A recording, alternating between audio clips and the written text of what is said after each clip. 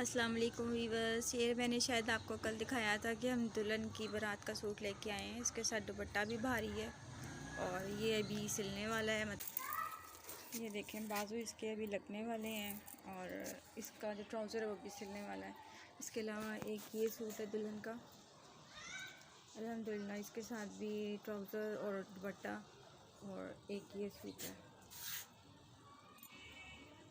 इसके अलावा कुछ ये चूड़ियाँ हैं, बैंगल्स हैं, जानमाज़ है, गरम चादर है, एक ये सूट अनस्टिच है, ये जो है स्कार्फ, ये जो ऊपर हिजाब होता है वो दुल्हन के लिए, और एक ये मुकम्मल सूट है काम वाला।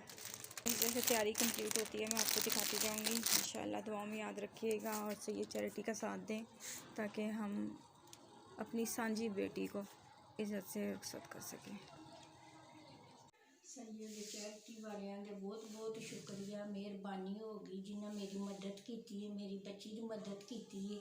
अल्लाह उन्होंने कामों च कामयाब रब करे ने। अल्लाह उन्होंने जिन्हें मेरी धी की मदद की, अल्लाह उन्होंने सेहत तंदुरुस्ती देवे। अल्लाह आखरत भी उन्होंने भला करे, आखरत भी अल्लाह उन्होंने दुनिया तो भी भला करे। बहुत बहुत शुक्रिया।